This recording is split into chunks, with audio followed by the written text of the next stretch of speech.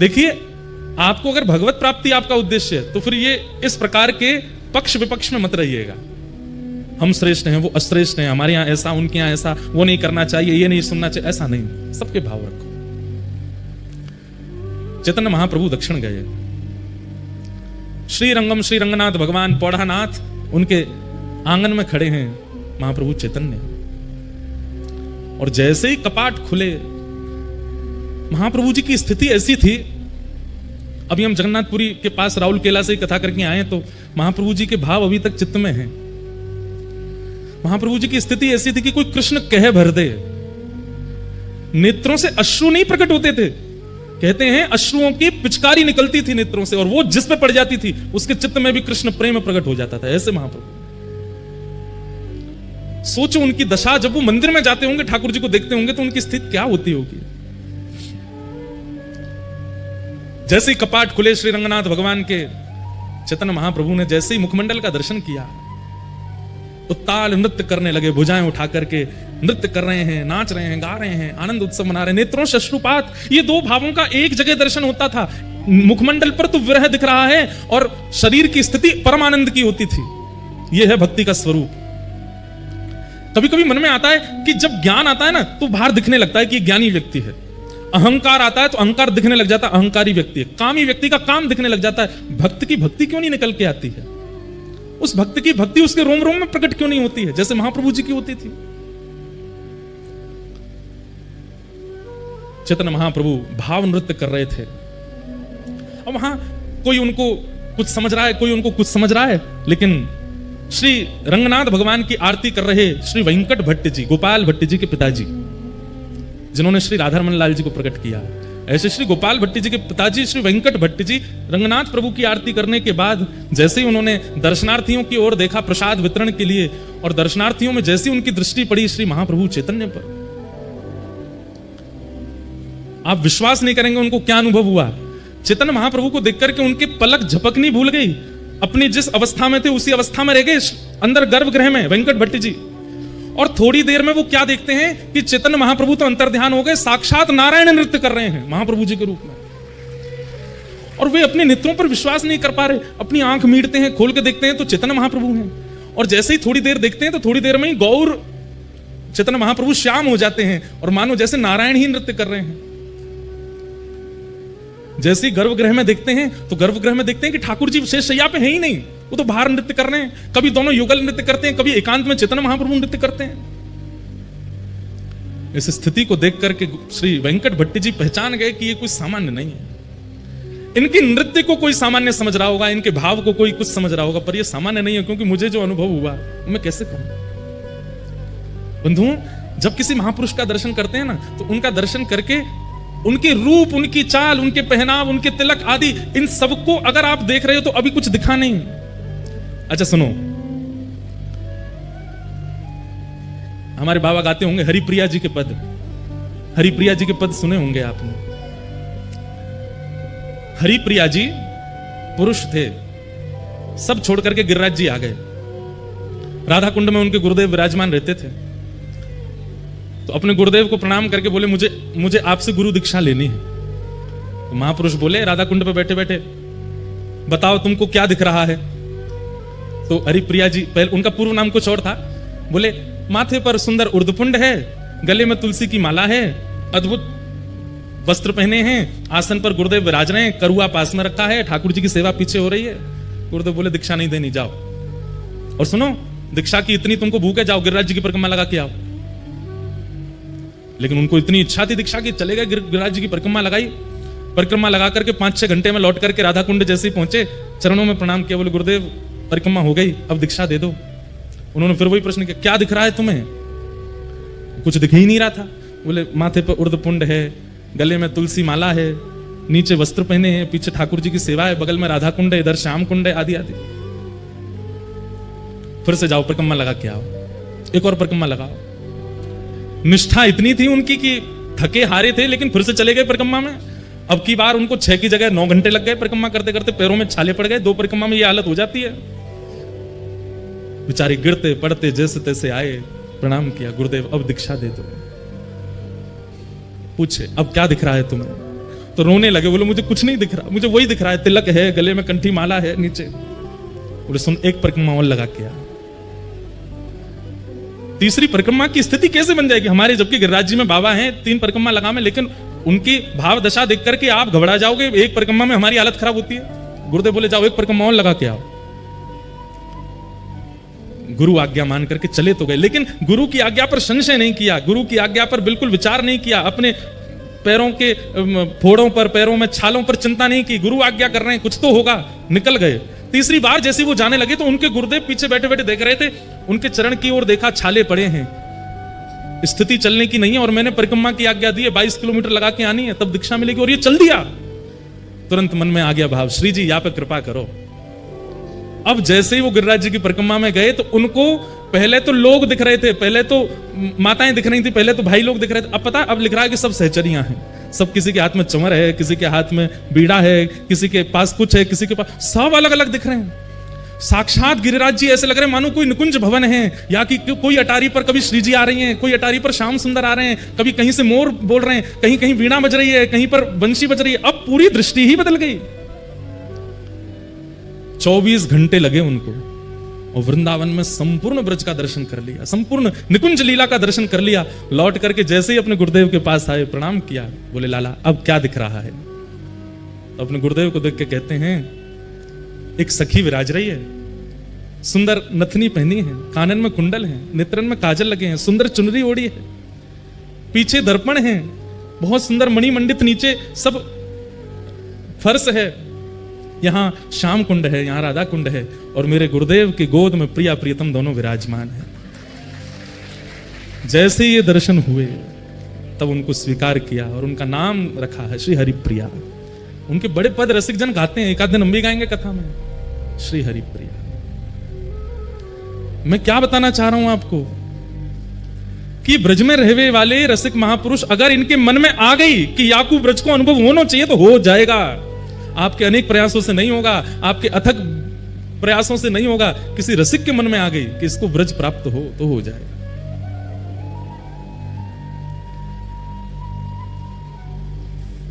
और उसके लिए उनका रूप, उनका श्रृंगार, उनका चंदन, उनका तिलक, उनके वस्त्र वो सामान्य नहीं दिखेंगे, उसमें कुछ अद्भुतता का अनुभव होगा। और जब तक वो अद्भुतता नहीं, जबरदस्ती की मत देखियो, कोई महापुरुष जा रहे हैं तुम जबरदस्ती ये तो देखो नथनी पहन के जा रहे हैं, कानन में, जबरदस्ती नहीं देखना है। आपकी दृष्टि पड़ी और अपने आप दृष्टि में कुछ ऐसा भाव है, जरूरी नहीं सहचरी भाव में ही दिखे, किसी अन्य भाव में भी दिख सकते हैं। और तब तक वो भाव प्रकट नहीं होगा जब तक आपका साधन, आपका सेवा, आपकी रसिकन की संग ये सुदृढ़ नहीं होगी, तब तक ये दर्शन नहीं होगा। हम आप सब तो सही बताएं, जबरदस्ती बस आ गए वृंदावन में, हम लोगों को अनुभव है ही नहीं रहे होने के भी। गोपाल भट्ट जी के पिताजी वेंकट भट्ट जी ने महाप्रभु जी को देखा। श्री रंगनाथ भगवान की निज सेवा करने वाले वेंकट भट्ट जी बाहर आए और आकर के हाथ जोड़ के कहा, आप कौन हैं? मैं जब से आपको देख रहा हूं मेरे नेत्र आपसे हट नहीं रहे, आप में एक दैवी आकर्षण है जो मुझे खींच रहा है अपनी ओर। मैं नित्य नारायण की सेवा करता हूं, मेरा उनके प्रति जो ध्यान रहता है वैसा ध्यान मेरा आज तक किसी व्यक्ति विशेष के प्रति हो ही नहीं सकता, पर मुझे जैसी भावना उनमें लगती है वैसी आप में लग रही है। आप कौन है? तो महाप्रभु जी ने अपना परिचय दिया, बोले हम अभी विरक्त वेश में हो गए हैं और दक्षिण दर्शन करने के लिए आए हैं, तो यहां पहुंच गए। वेंकट भट्ट जी ने निवेदन किया, बोले कि आप बस एक कृपा कर दीजिए, क्या कहां रहेंगे यहां पर, कोई निवास स्थान? बोले अभी तो कुछ नहीं। बोले हमारे घर चलिए ना, वहीं विराजिएगा, हम पर कृपा कर देना। ये वृंदावन महिमामृत की रूपरेखा बता रहे हैं, कैसे निर्माण हुआ वृंदावन महिमामृत। चैतन्य महाप्रभु वेंकट भट्ट जी के घर गए। वेंकट भट्ट जी के सुपुत्र हैं श्री गोपाल भट्ट, भगवान की गुण मंजरी। महाप्रभु जी जैसे ही घर पहुंचे, उनकी पत्नी, उनके रिश्तेदार सबने महाप्रभु जी का दर्शन किया, लेकिन जैसे ही श्री गोपाल भट्ट जी ने दर्शन किया, गोपाल भट्ट जी तो मानो जैसे उनकी भी स्थिति ऐसी हो गई, पलक झपकना भूल गए, पैर धर कहीं रहे, जा कहीं रहे, देख करके अपने अपने अपने वश में अपना शरीर नहीं है, ऐसी स्थिति हो गई। मैं एक बात कहा करता हूं, आचार्य चरणों के सन्मुख जाकर के अगर आपको ये याद रहा कि मैं किस कारण से आया था, मुझे क्या पूछना था, मुझे क्या बताना था, इतनी सुदबुद्ध है तो समझो अभी कृपा ना भाई, विस्मृति हो जाए, भूल गए सब, तब समझो कि हाँ अब दर्शन भये महापुरुष के। भूल गए, प्रश्न याद नहीं आ रहा है, क्या सोच के आए थे भूल गए, लाए थे माला लेके आए थे, प्रसाद लेके आए थे, दक्षिणा पोषा कुछ अर्पित करने, कुछ पता ही नहीं चल रहा है, उठा कुछ रहे हैं, धर कुछ रहे हैं, ऐसी स्थिति हो जाएगी। गोपाल भट्ट जी छोटे से हैं, अभी ज्यादा आयु नहीं है, लेकिन महाप्रभु जी को देख करके उनकी स्थिति ऐसी हो गई कि बस यही मेरे सब सर्वस्व है। इस सर्वस्व की भावना उनके प्रति प्रकट हो गई। महाप्रभु जी का एक वैष्णव भाव से जैसा सम्मान होना चाहिए, पूरे परिवार ने किया, माला पहनाई, चंदन लगाया, पोशाक उड़ाई, चरण धोए, सबने चरणामृत पिया। गोपाल भट्ट जी के मन में एक भावना आ गई, जब चरणामृत बांट रहे थे तो सबको थोड़ा थोड़ा ही दे रहे थे, मतलब जैसे एक ही बूंद गिरे, क्यों, जितना बच जाएगा सब मैं पी जाऊंगा, सबको बांट दूंगा तो मेरे लिए नहीं बचेगा, ऐसी भावना चित्त में आ गई। तो सब लोग हाथ पसार के खड़े, चरणामृत दो महाप्रभु जी का, तो गोपाल भट्ट जी छुआते हैं और न्यों देते हैं, एक ही बूंद गिरती है, अरे और दो, नहीं इतना ही लो, और जैसे सब में बांट दिया पता चली सब हो गया, जितना बचा सब पान कर गए स्वयं ही।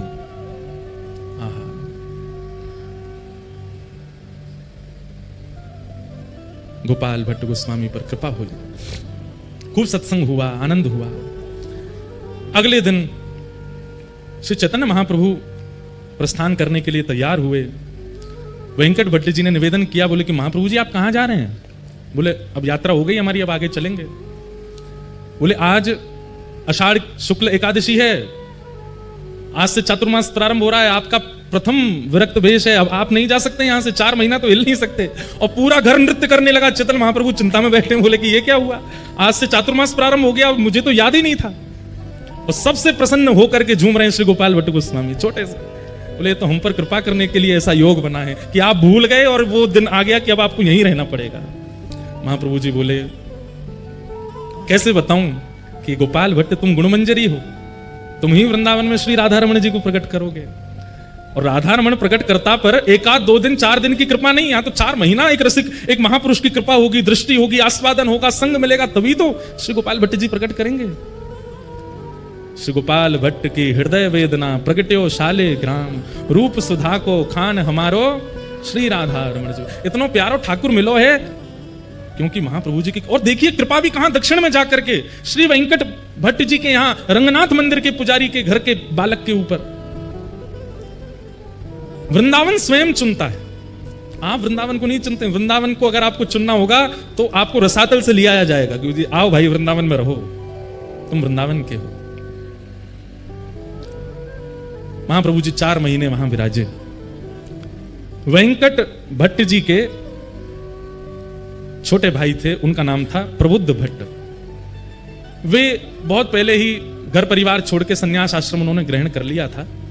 परम विद्वान, परम ज्ञानी, काशी में विराजमान थे। ऐसा ज्ञान था उनका कि उनके जैसे उन्होंने 10,000 शिष्य बनाए, मतलब ना ज्यादा ना कम, अपने जैसे ही 10,000 बना दिए, इतने ज्ञानी थे। उनके सामने बड़े बड़े विद्वान टिक नहीं पाते थे। प्रबुद्ध भट्ट, देखो एक महापुरुष एक परिवार में जाकर के एक नहीं कितनों पर कृपा करता है। ये तो गोपाल भट्ट जी सामने बैठे, प्रबुद्ध भट्ट तो है ही नहीं वहां पर, वो तो काशी में है। कभी कभी अपने घर की पूछते थे क्या चल रहा है घर पर, तो उन्होंने पूछताछ करी, भैया हमारे दक्षिण में, हमारे परिवार में सब आनंद मंगल है। कोई गया था दक्षिण से, उसने जाकर के बताया, बोले महाराज आनंद मंगल, आपके यहाँ तो वेद पाठ आदि सब बंद हो गए, आपके यहाँ पे नित्य पूजा आदि यज्ञ हवन होम होते थे, सब बंद हो गया, अब तो एक ही चीज होती है। बोले क्या? भुजा उठा के हरि हरि बोलो, हरि हरि बोलो, सब प्रेम से बोलो, हरि बोलो, ये सब होता है।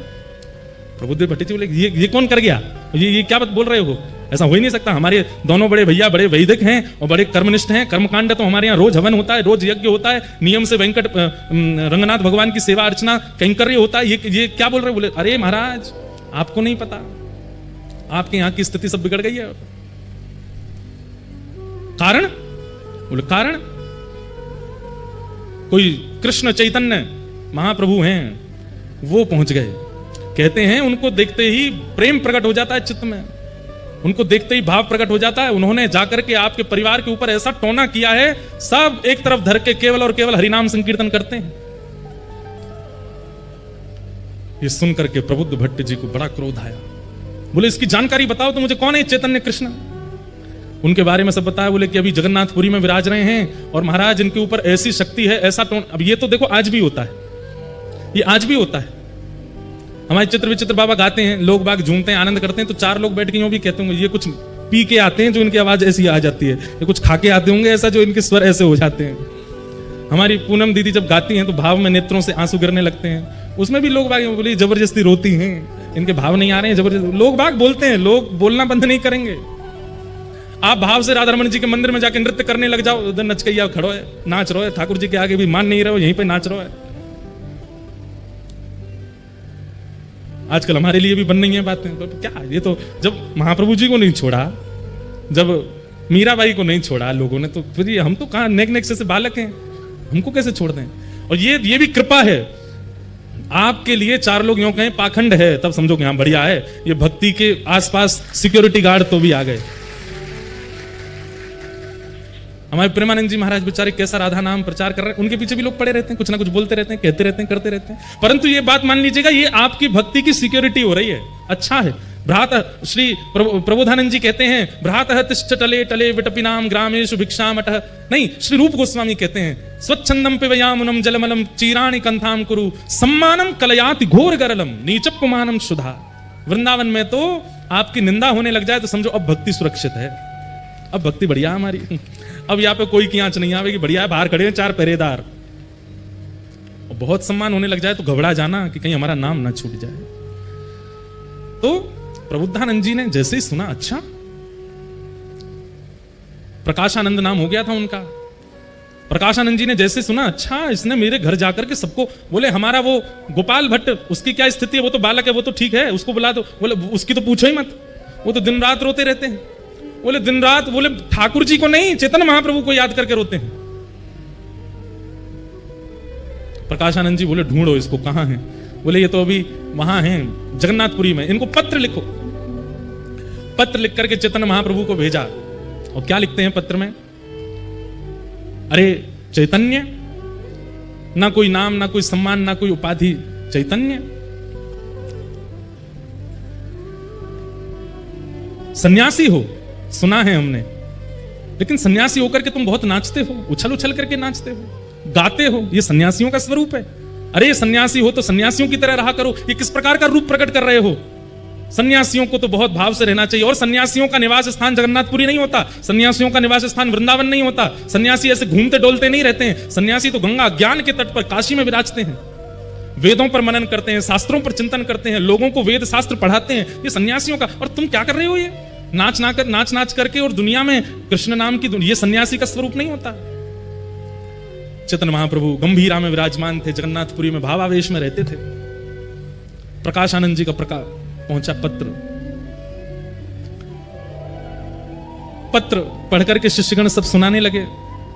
और जैसे ही उसमें भाव सुने, इतना आक्षेप सुना, अपने बारे में इतनी निंदा सुनी, महाप्रभु जी प्रसन्न हो गए। जय हो जय हो जय जगन्नाथ। महाप्रभु जी की बड़ी कृपा, महाप्रभु जी का बड़ा अनुग्रह है। अरे भैया आज तो उत्सव होना चाहिए, लड्डू बांटो लड्डू बांटो। अच्छा है, जय हो हमारे गोपेश बाबा की जय हो। गौ माता की पूरे ब्रजमंडल में और पूरे भारतवर्ष में सेवा के प्रकल्प को लेकर के खूब महाराज जी सजग रहते हैं। ऐसे हमारे महाराज जी को बारंबार प्रणाम। क्या बता रहा था मैं? सुनो सुनो, इधर देखो, क्या बता रहा था मैं? हैं? हाँ, पत्र आया, लड्डू बांटो, रबड़ी बांटो। और संघ के जितने महाप्रभु जी के अनुयायी थे सब बोलने लगे, आप तो महाप्रभु हैं, पर हमको कितनी पीड़ा हो रही है ये पत्र पढ़ के। कोई आपके विषय में इतना बुरा भला बोल रहा है और आप इतने आनंद में हो। महाप्रभु जी बोले नहीं नहीं, ये रक्षा है, ये भक्ति की रक्षा है, ये भाव की रक्षा है, ये हमारी सेवा की रक्षा है, ये रक्षा तो होती रहनी चाहिए। अच्छा है। मैं बहुत दिन से प्रयास कर रहा था, विचार कर रहा था, इतने प्रेमी ही प्रेमी मिल रहे हैं, कोई हमको निंदा करने वाला नहीं मिल रहा। बहुत अच्छा, ठाकुर जी ने चुन के भेजा, ये पत्र संभाल के हमारे कक्ष में रखो। ऐसे महाप्रभु जी। लेकिन उनके परम शिष्य स्वरूप दामोदर दास जी बोले इसका उत्तर तो मिलेगा।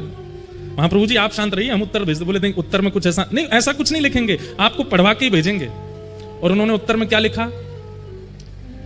हे प्यारे सखा, आपने जो बात कही कि सन्यासी को काशी में रहना चाहिए, गंगा के तट पर रहना चाहिए, शिव की आराधना करनी चाहिए, वेद वेदांतों का नियम पाठ करना चाहिए, आदि आदि।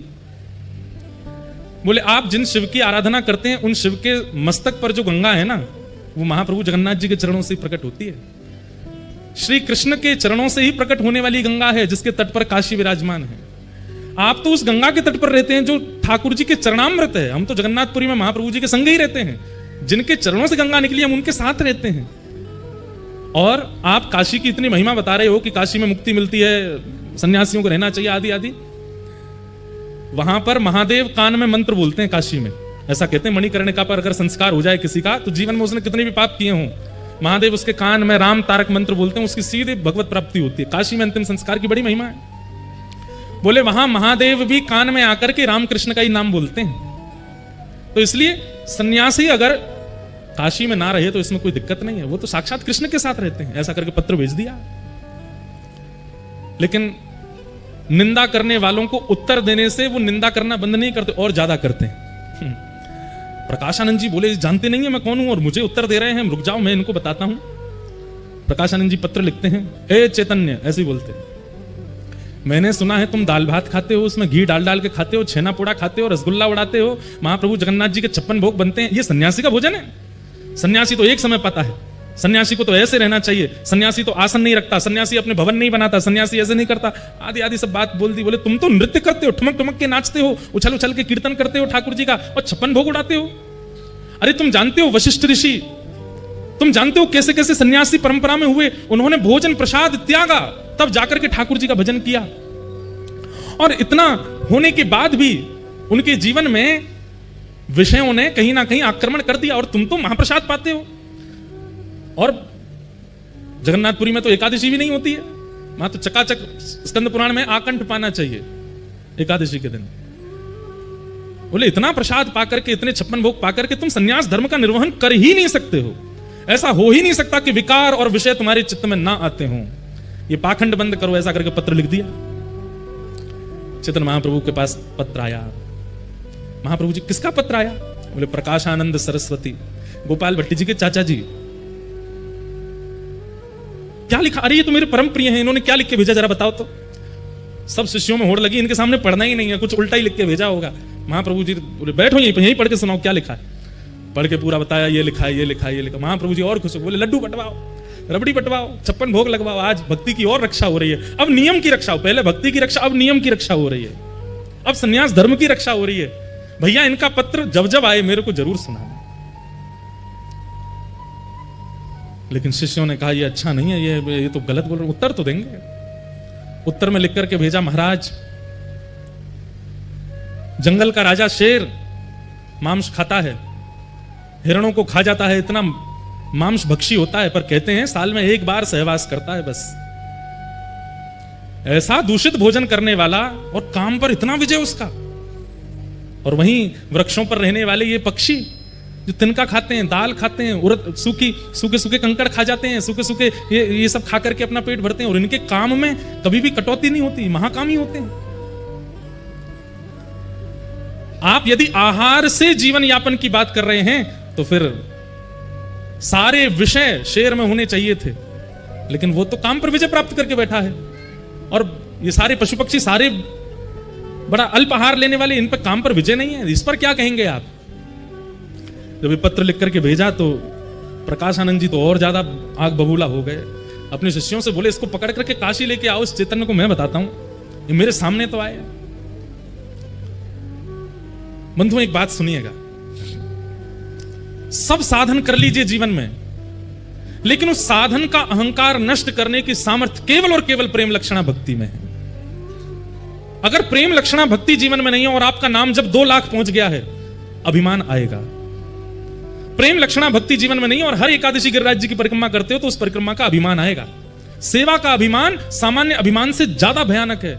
कई लोगों को सेवा का अभिमान हो जाता है, हम इतना नाम जप करते हैं, हम ऐसी सेवा करते हैं। अरे हमको कई बार मन में भाव आता, इतनी कथा कर रहे हैं, धुआंधार यहां से वहां भागते ही रहते हैं।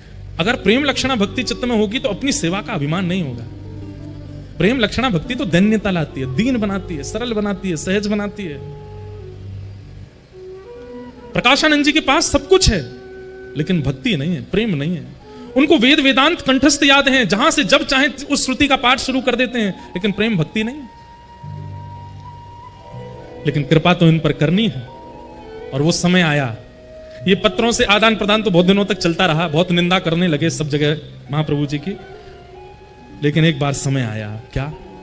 महाप्रभु जी काशी पधारे। और तपन मिश्र नाम के एक भक्त थे, उनके यहां महाप्रभु जी विराजमान थे। इनको पता चला प्रकाशानंद जी को कि वही कृष्ण चैतन्य काशी आया है। बोले इसको कैसे भी करके मेरे सामने ले आओ। ये मेरे सामने आया नहीं और मैंने अपने वेद वेदांतों के बाणों से इसका पर्दाफाश कर दूंगा। ऐसे ऐसे बात। अब सोचो कितना घनघोर वैष्णव अपराध इनसे बन रहा है। वैष्णव अपराध के दो ही निधान हैं। पहला निधान तो बहुसंख्या में वैष्णव यदि क्षमा कर दें तो वैष्णव अपराध दूर होगा, या जिसके प्रति वैष्णव अपराध बना है वो क्षमा कर दे तो वैष्णव अपराध दूर होगा। इतना भयानक वैष्णव अपराध बन गया था इनसे। अब महाप्रभु जी को इनके पत्रों से चिंता होती थी। क्या चिंता होती थी कि बोले भैया इनको गति कहां मिलेगी, ये जिस तरीके की भाषा बोलते हैं, जितना अपमान करते हैं, भले ही कुछ नहीं है लेकिन कृष्ण नाम तो बोलते ही हैं, इनकी गति कैसे होगी। अब महाप्रभु जी ने मन बनाया कि मुझे इनसे एक बार तो मिलना है। लेकिन कैसे मिलन हो।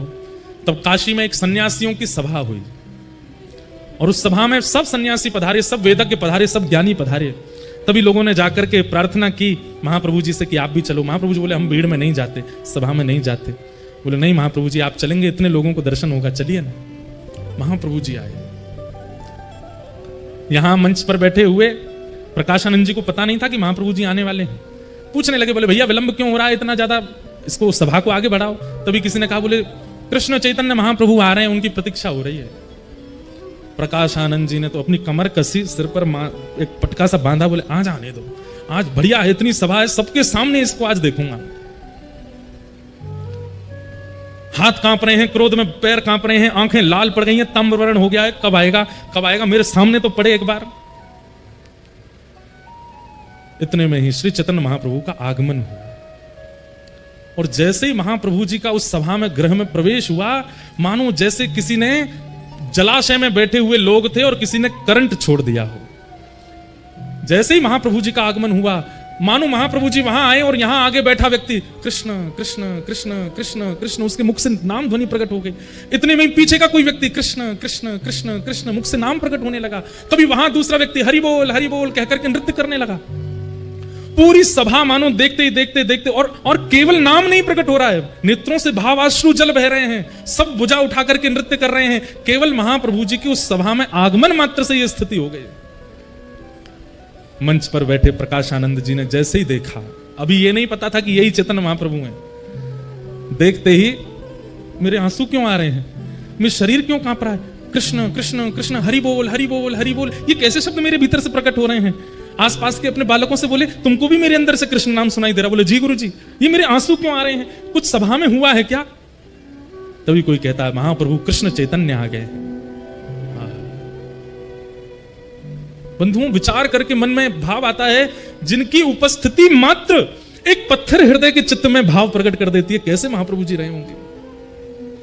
जिनको पता नहीं है वृंदावन क्या है, जिनको पता नहीं है कृष्ण कौन है, जिनको पता नहीं है युगल उपासना क्या होती है, ऐसे लोग उस सभा में बैठे हैं और महाप्रभु जी के आते ही सबके चित्त में कृष्ण प्रवाहित हो गए। किसी को अपने तन की सुध नहीं है, किसी को अपनी वाणी की सुध नहीं है, सब मानो जैसे एक व्यक्ति के हाथ में सबकी वाणी का कंट्रोल, सबके नेत्रों का कंट्रोल आ गया।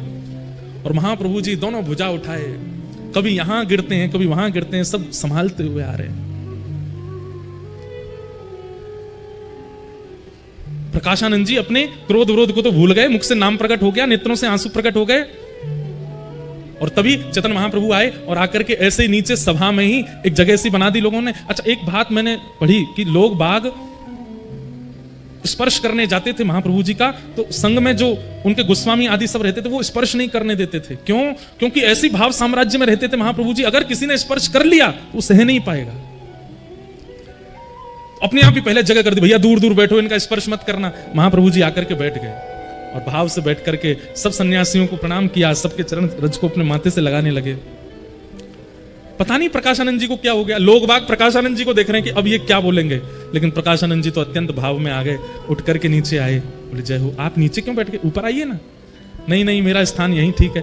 तो जैसे कोई नीचे बैठ जाए तो उसको पकड़ के ऊपर लाते हैं, तो जैसे ही हाथ पकड़ा महाप्रभु जी का, सब बोले ये नहीं करना था इनको, और जैसे ही स्पर्श किया है, हाँ कृष्ण हाँ कृष्ण हाँ कृष्ण कह करके वहीं गिर पड़े प्रकाशानंद जी। शरीर पूरा कंपन होने लगा, नेत्रों से आंसू गिरने लगे। महाप्रभु जी ने किसी से कहा इनको संभालो। लेकिन थोड़ी देर बाद अपने आप को समझाने लगे, ये सब माया है, ये जादूगर है, इसने जादू कर दिया, टोना कर दिया मेरे ऊपर। लेकिन दर्शन का कुछ तो प्रभाव होता। प्रभाव क्या हुआ कि वाणी में शीलता आ गई। चाह तो रहे थे कि मैं थोड़ा कठोर बोलूं, कुछ गड़बड़ बोलूं, कुछ उल्टा सीधा बोलूं, लेकिन बोल क्या रहे हैं, कैसे हो आप, ठीक हैं, आप ऊपर नहीं विराज रहे, नीचे ही बैठ रहे। और खुद मन में सोच रहे मैं इतना प्रेम से क्यों बात कर रहा हूं। वो सोच रहे मुझे तो क्रोध करना है, मुझे तो चिल्लाना है इनके ऊपर, लेकिन अब अपने वश में नहीं है। ये होता है रसिकों के दर्शन से। महाप्रभु जी बोले आपकी सबकी कृपा है। प्रकाशानंद जी बोलने लगे मैं आपसे एक शिकायत करना चाहता हूं। बोले क्या? सन्यासियों को इतना नाचना नहीं चाहिए, आप इतना रोते हो, इतना ज्यादा अच्छी बात नहीं है ये। अरे सन्यासी तो पूरे विश्व को ज्ञान देता है, उसकी रहनी उसकी करनी से लोग प्रभावित होते हैं, आप क्या करते हैं इतना? मुझे लगता है आप पढ़ते नहीं हो, आपको पढ़ना चाहिए। महाप्रभु जी बोले हमको तो कुछ आता ही नहीं है, हम तो बिल्कुल अज्ञानी हैं, पढ़ाई लिखाई हमसे होती नहीं थी, तो हमारे गुरुजी ने गलती से बहुत मेहनत करके 6 साल लगे हमको एक श्लोक याद करवाया। बोले कौन सा श्लोक याद कराया जब बताओ तो। अब वेदक हैं, ज्ञानी हैं, तो सुनने बैठ गए, बताइए कौन सा श्लोक याद करा। बोले हरेर नाम हरेर नाम हरेर नामैव केवलम कलौ नास्तेव नास्तेव नास्तेव गतिरन्यथा। केवल हरि नाम हरि नाम हरि नाम, इसी से कल्याण होगा कलयुग में, और किसी से कल्याण होने वाला नहीं है। प्रकाशानंद जी बोले और आपने ये श्लोक याद करके जीवन में उतार लिया? बोले हाँ हमने तो भैया, मैं क्या बताऊं, गुरुजी ने ये श्लोक याद करा दिया, फिर हमने इसका अर्थ पूछा तो गुरुजी ने बताया कलयुग में केवल नाम से उद्धार होगा। फिर हमारे गुरुजी ने हमको महामंत्र दे दिया। बोले क्या है महामंत्र? बोले हरे कृष्ण कृष्ण कृष्ण हरे हरे, हरे राम राम राम। बोले बस ये 2 ही आते हैं हमको, और कुछ नहीं आता। और महाप्रभु जी है वो तो सब जानते हैं, लेकिन बोल रहे हैं। प्रकाशानंद जी बोले आप एक काम करो अब। बोले क्या? अब मेरा लड़ने का मन नहीं है आपसे, आप अच्छे व्यक्ति हो, आपका स्वभाव स्वरूप देख के मुझे आप पे कृपा करने का मन हो रहा है। महाप्रभु जी बोले कर दो कृपा। बोले कृपा ऐसे नहीं करूंगा, तो पढ़ने आओ मेरे पास, मैं आपको वेद पढ़ाऊंगा। महाप्रभु जी बोले कब से आना है? आज से बढ़िया दिन, आज से चलो। महाराज प्रकाशानंद जी हाथ पकड़ के ले गए अपने घर पे ही जाकर के, महाप्रभु जी को सामने बैठा, बोले पढ़ो हमारे साथ। महाप्रभु जी बैठ गए। 3 दिन हो गए पढ़ते पढ़ते। 3 दिन बाद प्रकाशानंद जी बोले आपको कोई पूछना नहीं है कुछ भी, 3 दिन से हम पढ़ाए जा रहे हैं, आपको सब समझ में आ गया? महाप्रभु जी बोले आपने कहा था सुनना है, समझने की आपने नहीं कही थी, आपने केवल कहा था सुनते रहो, हम सुनते ही जा रहे हैं, समझने की आपने कही नहीं हमसे। प्रकाशानंद जी सिर पकड़ के बैठ गए। बोले यही होता है, ये भक्ति जिन लोगों के चित्त में आ जाती है वो जितना कहो उतना ही करते हैं, उससे अधिक नहीं करते। बोले आप कृपा कर दो। बोले मैंने 3 दिन में क्या पढ़ा तुमको समझ नहीं आया? बोले सुनने के लिए कहा था, सुन तो हम रहे हैं ना, हम इधर देखते ना उधर, आपको देख के सुनते रहते हैं। प्रकाशानंद जी बोले ऐसे तुम्हारी गति नहीं होगी। बोले कैसे गति होगी? बोले इसको समझो भी। 3 दिन और पढ़ाया। 3 दिन बाद बोले अब समझ में आया। बोले अब हमको समझ नहीं आ रहा, हमारे गुरुजी पढ़ा पढ़ा के हार गए, वो नहीं समझा पाए, आप क्या समझाओगे हमको? बोले इतनी सरल भाषा में बोल रहा हूं फिर भी आपको समझ नहीं आ रहा। अरे ये तो शंकराचार्य जी की वाणी है, ये तो समझ में आनी चाहिए आपको, आद्य गुरु शंकराचार्य कह रहे हैं। महाप्रभु जी कहते हैं सुनिए सुनिए मेरी बात सुनिए।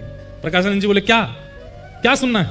बोले आद्य गुरु शंकराचार्य जी ने पूरे विश्व को वैदिक ज्ञान प्रदान किया, लेकिन जब अपनी माताजी पधारने की स्थिति में थी ना, आद्य गुरु शंकराचार्य जी, बड़ा अच्छी चरित्र आता है कि शंकराचार्य भगवान बचपन में अपनी मैया से बोले मैया मेरा जन्म संसार की चीजों को भोगने के लिए नहीं हुआ है, मुझे विरक्ति लेने दो, अभी से मुझे घर त्यागने दो।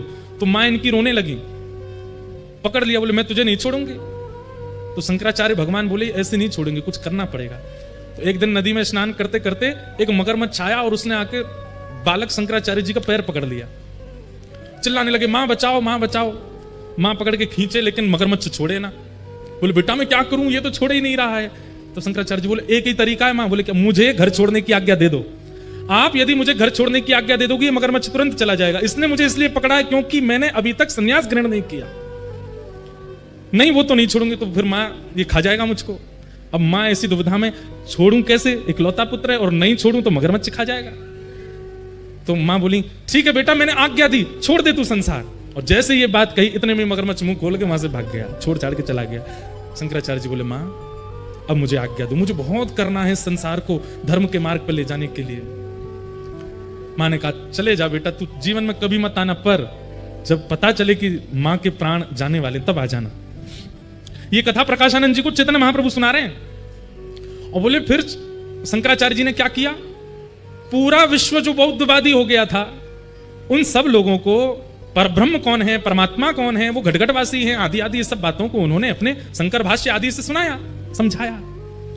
लेकिन एक दिन खबर पड़ी कि मां मरणासन अवस्था में है। प्रकाशानंद जी सुन रहे, बोले अच्छा फिर? बोले शंकराचार्य जी गए अपनी मैया के पास। तो मां ने कहा बेटा मैंने सुना तूने पूरे विश्व का उद्धार किया, अपनी मां का भी उद्धार कर दे।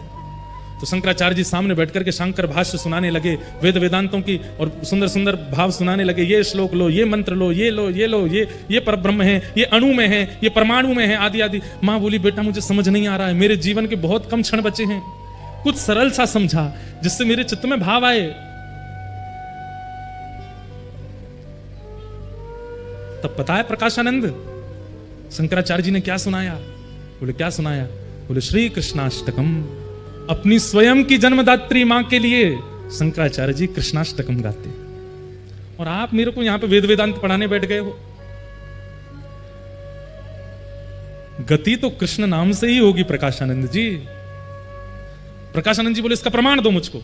प्रमाण दे दिया। बोले वहां लिखा है, इस बात का प्रमाण दो, उसका प्रमाण दे दिया। बोले नाम से गति होगी, इसका प्रमाण दो। प्रमाण दे दिया। प्रमाण प्रमाण प्रमाण प्रमाण, इतने प्रमाण दे दिए प्रकाशानंद जी को। लेकिन कुतर्की व्यक्ति के प्रमाणों से काम नहीं चलते, वो तो इसका भी प्रमाण लेके आओ। तो चैतन्य महाप्रभु को क्रोध आया, और जैसे ही आवेश में क्रोध आया, षड्भुज रूप धारण करके चैतन्य महाप्रभु प्रकट हो गए सामने। बोले तुझे प्रमाण चाहिए, देख प्रमाण, मैं ही प्रमाण हूं। और राम कृष्ण युक्त जब महाप्रभु जी का दर्शन किया, हाथ में धनुष बाण लगे हैं, कर में बंशी लगी है, जब षड्भुज रूप का दर्शन किया, बस एक क्षण के लिए दर्शन दे करके महाप्रभु जी ने तुरंत अपने भाव को अपने अंदर व्यवस्थित किया और चले गए वहां से। प्रकाशानंद जी तो रो रो के बुरा हाल हो गया उनका। बोले कि ये सामान्य नहीं है, ये साधारण नहीं है।